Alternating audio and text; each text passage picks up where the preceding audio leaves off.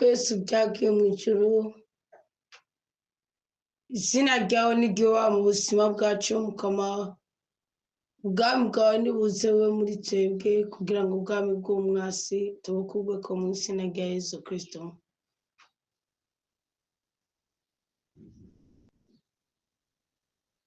Turagushimiye cyane kuko uri Imana yaduhangaje ikatugeza kuri uyu munsi w'227 turi beza kandi turi bazima.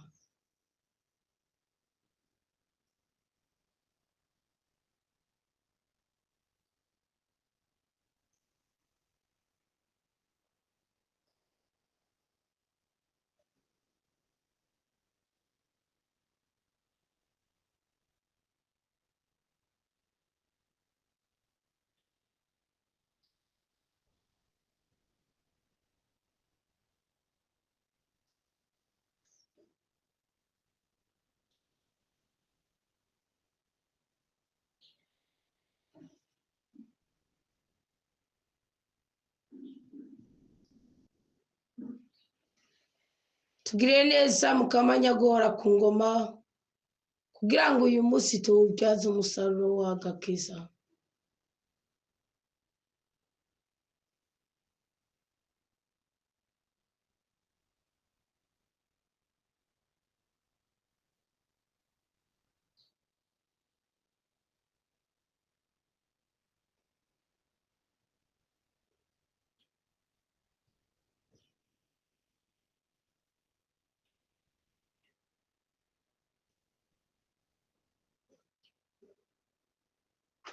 Turinde kubabara, uturinde guteterwa, udutetere mu makuba y'ubwoko bwose, uduhe umugisha kuko turi abana bawe, uduhe umugwiza kuko turi abana bawe, uduhe intsinzi kuko turi abana bawe.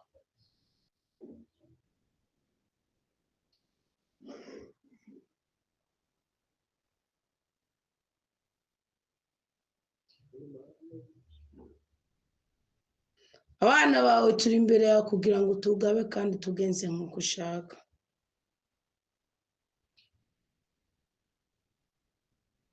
Turabizi neza ko atakintu na kimwe twahurira mu nyunga zawe. Duha umugisha mwami w'abantu, duha umunezero utunga bose, ubwami bwawe nibwibere muri twebwe, ibyo ushaka tubigamburuke nk'abantu ukunda cyane.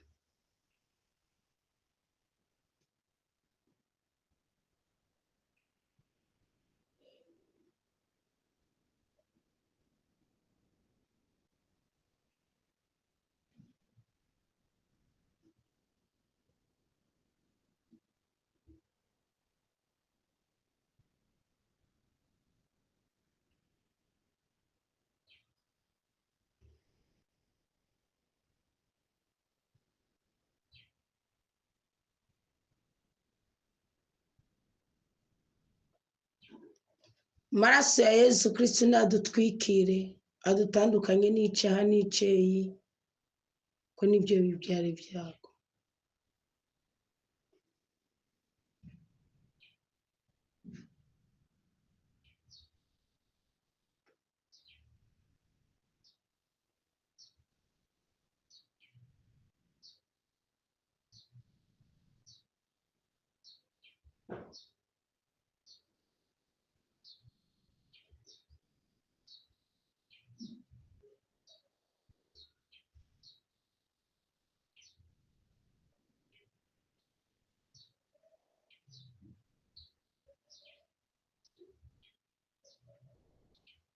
Tuburanire mu biturega byose.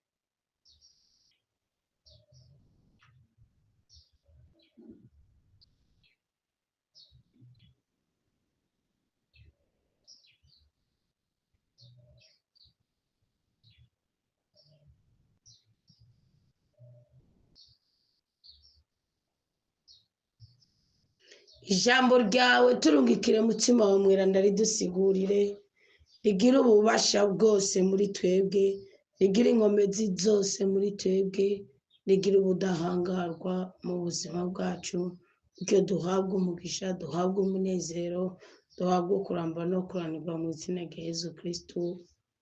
Amen.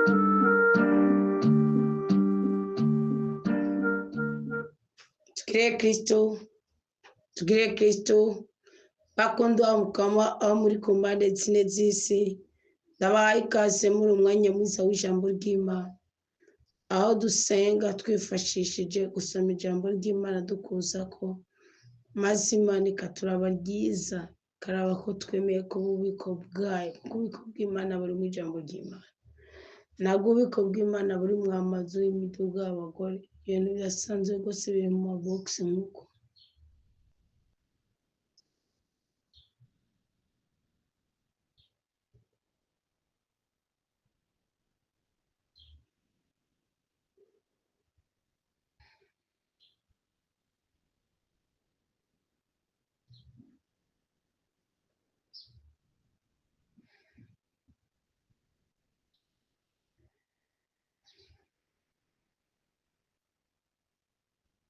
Turi ku munsi ugira 63, turi mu gitabo cy'ihunguka,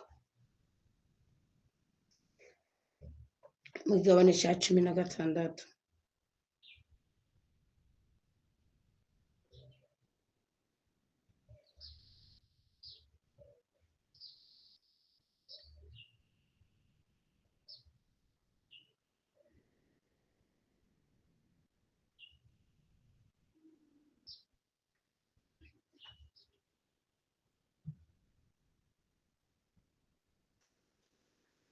Muri iri zamu ryo gusenga dusoma Bibiliya, Mukama akadufasha tugahindurirwa izina kuko twacitse inzu y'ububiko. Niko Marakiya 3 avuga, inzu y'ububiko. Umunsi turaganira ku ndinganizo n'igenga bijanye no gufungura amana. Ubundi amana ni iki? Tuganire gatoya. Mu gigabane cya 16 cy'igitabo cy'ihunguka umurongo wa 19, biravuga ngo Musa ababwira ati, ntihagire umuntu n'umwe abiraza ngo bishike mu gitondo. Ntibumvira Musa, abantu barabiraza gushika mu gitondo, byaciye bibora biraduhuka. Musa rero arabashapurira, bama bavyegeranya uko bukeye mu gitondo, umwe wese akegeranya ibyo ashobora kurya, izuba ryatse byaca bishonga. Ubundi Imana ni imfungurwa itavuye mu bitekerezo byawe, udahawe n'inguvu zawe. Niki ni ikintu Imana igushirira imbere kugira ngo ushobore kumara kabiri. Ni ubutabazi bw'Imana kuri wewe, ni uburengezi bw'Imana kuri wewe.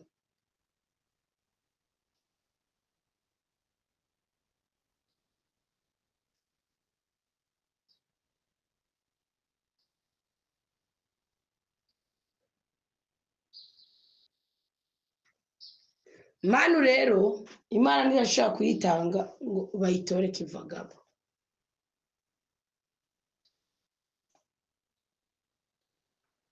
Bayitore uko biyumva.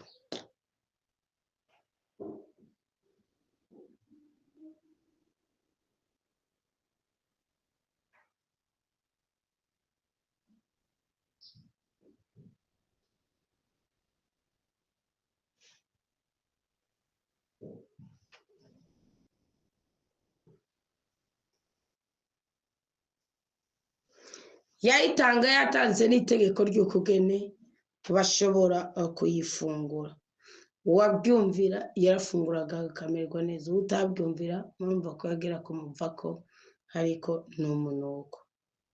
Ku munsi ugira gatandatu ngo begeranye ibyo kurya kabiri, ingero zibiri z'ihomeri kuri umwe. Abakuru b'umuryango bose baza kubimenyesha Musa, ababwira ati ngibi by'Umukama yavuze, ejo n'umunsi w'akaruhuko, isabato nyeranda y'Umukama. Ibikeneye gutekwa biteke, ibikeneye gushushwa bishushe, ibirenze ko mu birazi. Barabiraza gushika mu gitondo nk'uko Musa yabitegetse, ntibyanuka ntibyabora. Musa avuga ati ni mu biryo uyu munsi, kuko uyu munsi ni isabato y'Umukama. Uyu munsi nabyo muza kuronka mu gahinga, muzovyegeranya ku minsi 6, ariko ku munsi w'indwi ni isabato, ntabizoba biriho. Ariko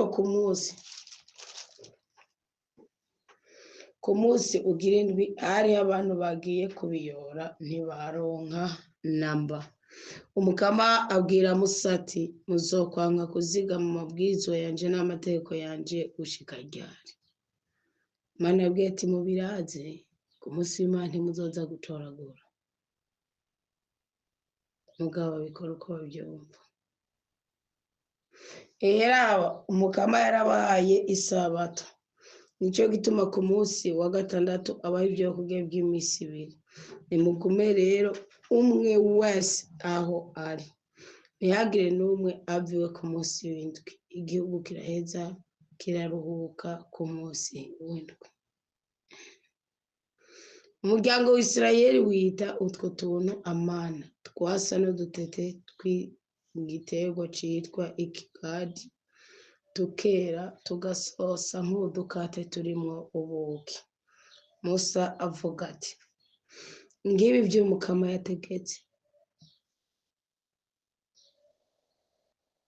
nibuzuze ingero imwe y'ihomeri, bayibikire abana banyu, kugira ngo nabo baze babone umukate nabagaburiye mu bugaragwa, aho nabakura mu gihugu ca Misiri. Musa abwira Aroni ati fata inkono uyisukemo ingero imwe y'ihomeri y'imana, uyitereke imbere y'Umukama, ibikirwe abana bazobakomokako nk'uko Umukama yabitegetse Musa. Aroni atereka iyo nkono imbere y'isanduku ry'amategeko kugira ngo ibikweho.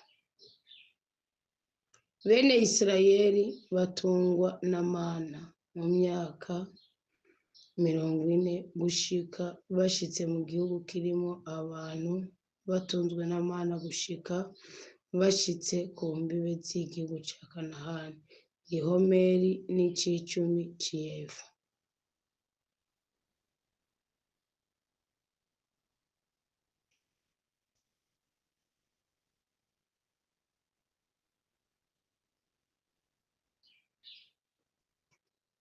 Umva ko ubundi ni nk'inahe tubika mu buzima bwacu. Iyo Imana ikugiriye neza ibishaka, ushingire ku itegeko ryayo, uyikomerezeko, n'abana bazobimenye ko wagiriwe neza n'Imana, babone kuyihurumbira.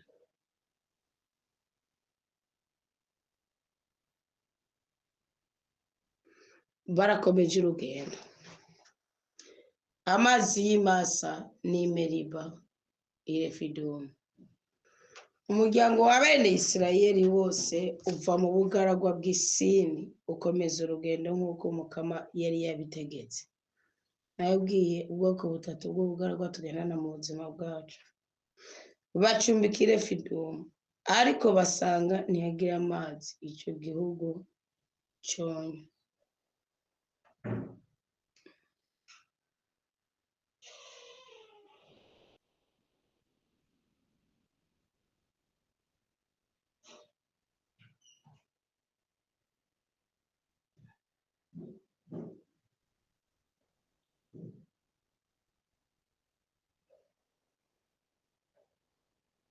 umuryango wa bene Isirayeli wose uva mu bugaragwa bw'Isini ukomeza urugendo nk'uko Umukama yari yabitegetse, bacumbikira i Refidimu, ariko basanga ntihagira amazi ico gihugu conya.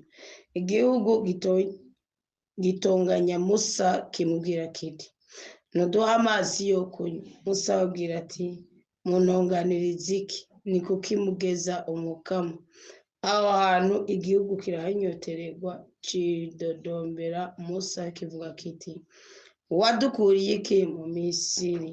Kwari kugira ngo utwicishe inyota twebwe, abana bacu n'ibitungwa byacu. Musa atakambira Umukama avuga ati, igihugu ndakigirene? Asigaye gato kikantera amabuye. Umukama abwira Musa ati, genda imbere y'ishengero ujane bamwe mu bakurambere mu Isirayeli utware mu minwe ya nkoni yawe imwe wakubitisha uruzi Nili, uheze ugende. Nanje nza kuguma imbere yawe ajya ku gitandara i Horebu, uza gukubita igitandara amazi yisuke, igihugu giheze kinywe. Musa abigira gutyo, abakurambere b'Isirayeli babona aho hantu baca bahita izina rya Masa na Meriba, kubera imitongano ya bene Isirayeli no kubera ko bagejeje Umukama bavuga bati, ubwo Umukama turi kumwe canke ntituri kumwe.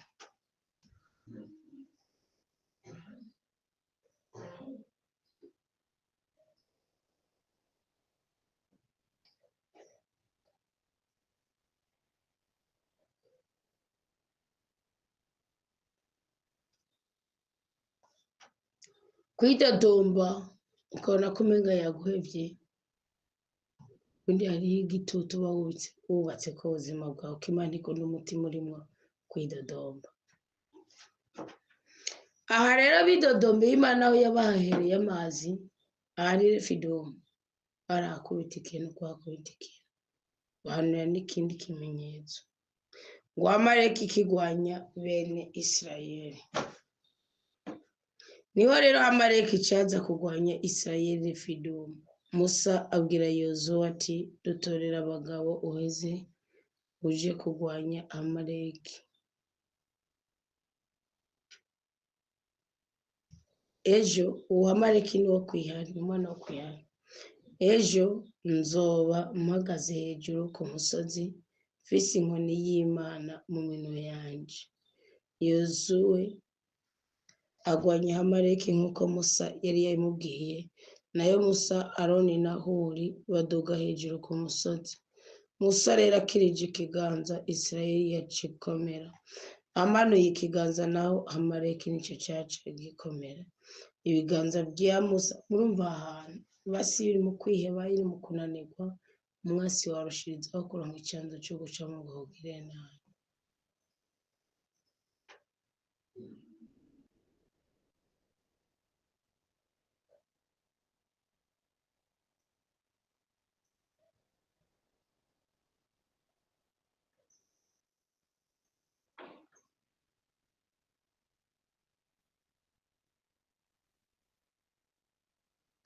Ibiganza vya Musa birateba biraruha, batora ibuye bararimutega aryicarako.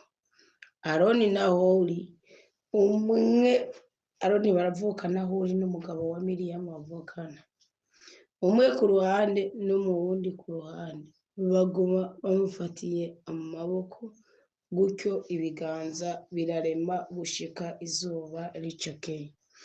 Yozuwe nawe ahonereza Amaleki n'ingabo zacu ku bugi bw'inkota.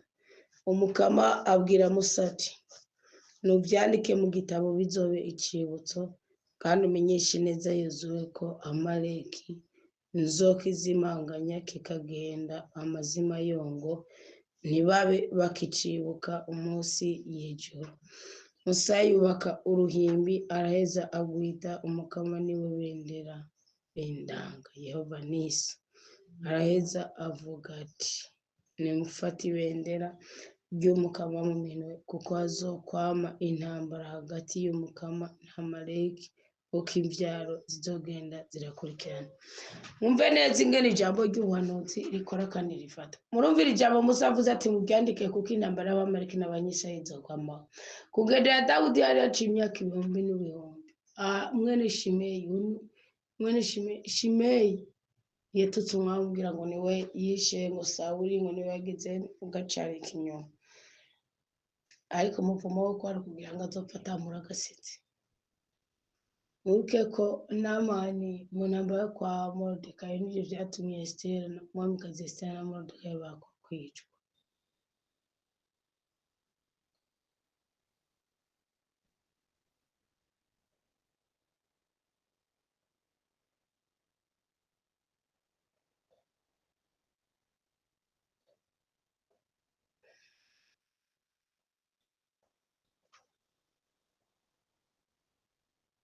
Wewe na Hamani yari yabitse inzigo y'igihe Abamaleki babo.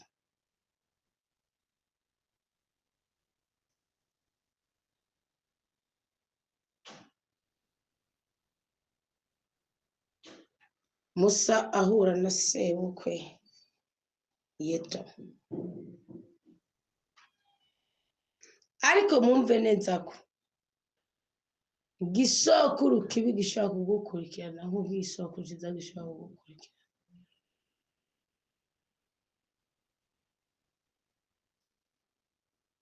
Kandi mwumve neza ko intambara wogwana atari Imana yikugwaniye wowe uri kwihenda rwose.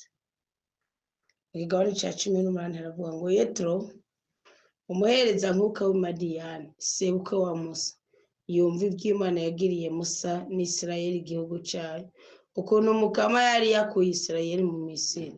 Yetro sebukwe wa Musa yari yakiriye Tsipora umugore wa Musa inyuma yaho yirukaniwe we n'abahungu biwe babiri, umwe yitwa Gerishomu kuko yibwira ati nabayinyambukira mu gihugu c'abanyamahanga, uwundi wakitwa Eliyezeri kuko yibwira ati Imana ya data yarantabaye inkiza inkota ya Farawoni.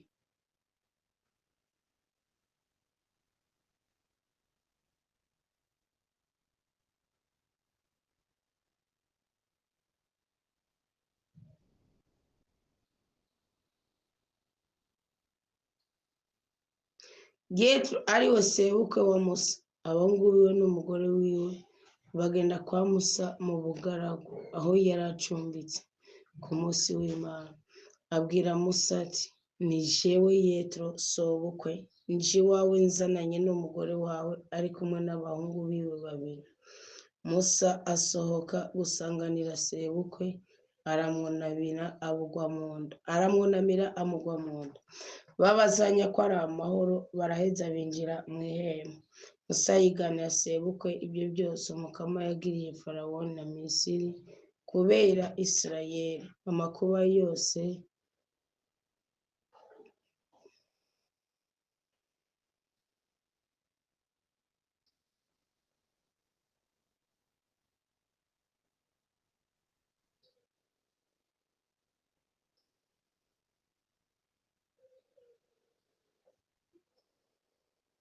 Yetro ahimbagwa n'ibyiza byose Mukama yagiriye Isirayeli mu kubakorokora abakura mu minwe ya Misiri.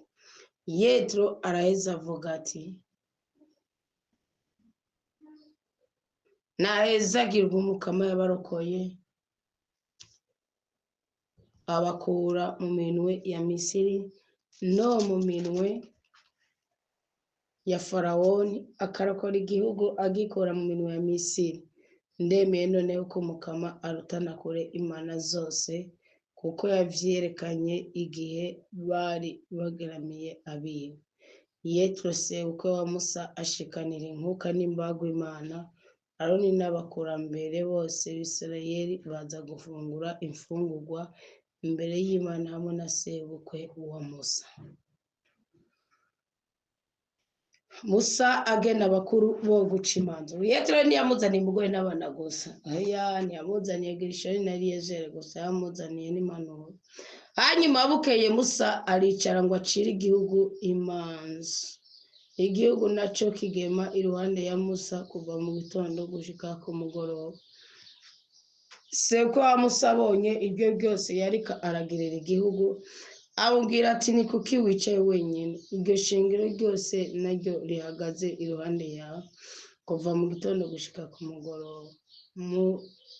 Musa yishura sebukwe ati ni uko iki gihugu kiza iwanje kugira ngo gihanuze Imana.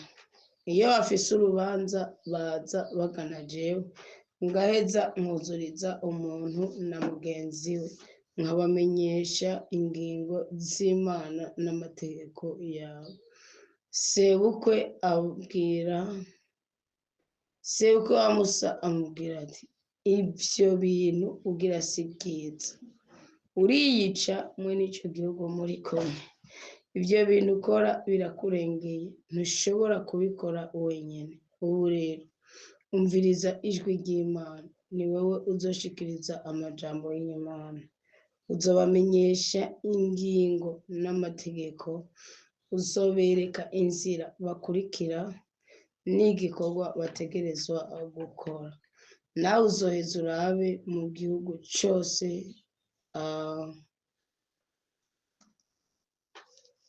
abagabo b'intwari bubaha Imana, abagabo bakunda ukuri, banka inyungu zidatunganye.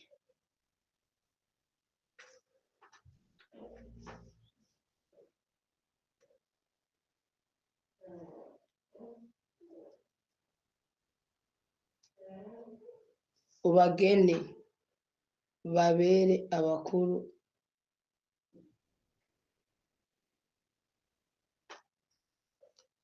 baba abakuru b'imigwi y'igihumbi, abakuru b'imigwi y'ijana, n'abakuru b'imigwi ya 50, n'abakuru b'imigwi y'icumi. Nibo bazocira imanza igihugu igihe cyose. Urubanza rwose rugoye bazorugushikiriza, ariko urubanza rwose rworoshe bazogwitunganiriza ubonye, kuko uzoba uhiremuriye umuzigo maze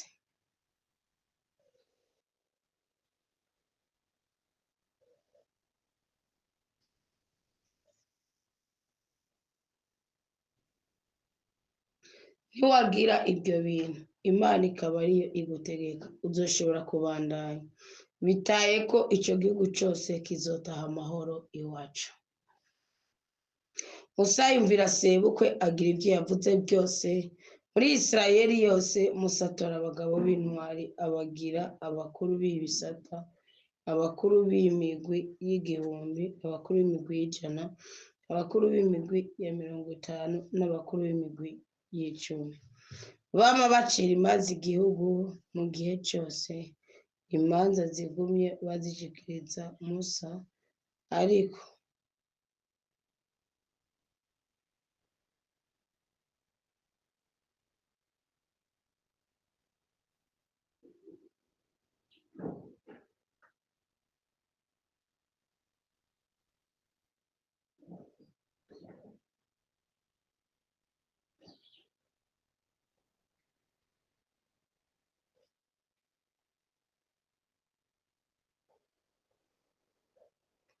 bama bacira imanza igihugu igihe cyose.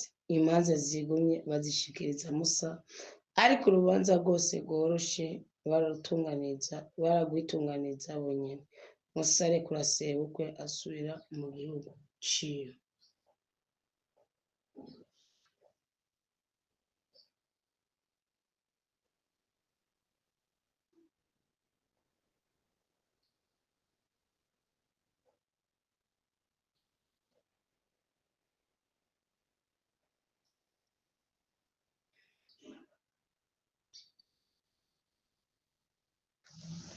Wumve neza ko kugirwa inama ari ikintu ciza cane. Musa yemeye kugirwa inama, ibintu bigendeka neza.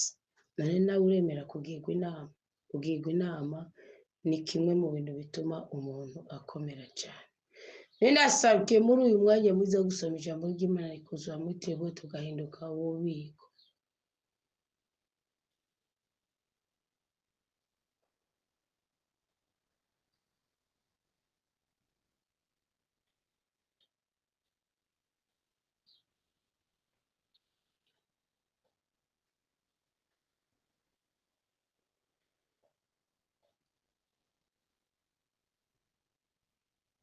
Imana yonyine amahoro itwishimire twese, itunezereze, iturinde kubabara, itwagura imbibe, dushyire ku ikimenyetso cy'ubudahangarwa, twemere duhanurwe, twemere tugirwe inama, twemere twumve uko Imana ibishaka. Imana itwihere manu, tubeho dutangaza benshi.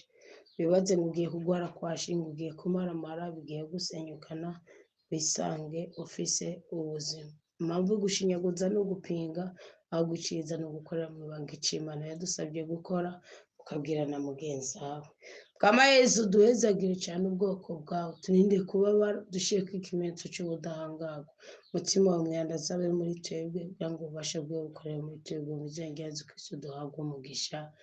Amen, amen, aleluya. Imana iduhezagire twese, mwarahezagiwe.